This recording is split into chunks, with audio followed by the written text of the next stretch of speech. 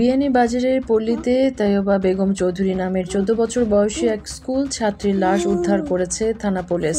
প্রাথমিকভাবে আত্মহত্যা করেছে বলে জানিয়েছে পুলিশ। রহস্যে ঘেরা এই আত্মহত্যার কারণ নিয়ে তদন্ত চলছে। শনিবার নিজ বসত ঘরে গলায় ওড়না পেঁচিয়ে সে আত্মহত্যার পথ বেছে নেয়। বিয়ানীবাজার উপজেলার মুড়িয়া ইউনিয়নের নওয়াগ্রাম প্রগতি সরকারি প্রাথমিক বিদ্যালয়ের ওয়াশ ব্লকের ভিত্তি প্রস্তর কাজের উদ্বোধন করলেন উপজেলা জনস্বাস্থ্য প্রকৌশলী মোহাম্মদ সুজন মিয়া। শনিবার সকালে এই উদ্বোধন করেন তিনি। ভোটার তালিকা হালনাগাদের কার্যক্রম শুরু উপলক্ষে বিয়ানীবাজারে সংশ্লিষ্টদের প্রশিক্ষণের একাংশ বিয়ানীবাজার সহ সারা দেশে বাড়ি বাড়ি গিয়ে ভোটার তালিকা হালনাগাদের কার্যক্রম শুরু হচ্ছে আগামী সোমবার, চলবে ৩রা ফেব্রুয়ারি পর্যন্ত। এই 2 সপ্তাহ বিয়ানীবাজারে নতুন ভোটার নিবন্ধনের লক্ষ্যে বাড়িতে বাড়িতে গিয়ে তাদের তথ্য সংগ্রহ করবেন মাঠ কর্মীরা। বড় লেখায় ছুরিকাঘাতে নোমান আহমদ নামে এক যুবদল নেতা নিহত হয়েছেন।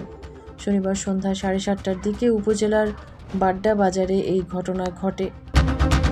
সিলেট ফাউন্ডেশন বাংলাদেশের 8তম প্রতিষ্ঠা বার্ষিকী উপলক্ষে এসএফবি কোরআন আলো কর্তৃক আয়োজিত সিলেট বিভাগীয় হিফজুল কোরআন প্রতিযোগিতার ফাইনাল অডিশন ও পুরস্কার বিতরণী অনুষ্ঠান গত 18 জানুয়ারি শনিবার রাতে নগরীর দরগা গেটস্থ কেন্দ্রীয় মুসলিম সাহিত্য সংসদের শহীদ সুলেমান হলে অনুষ্ঠিত হয়।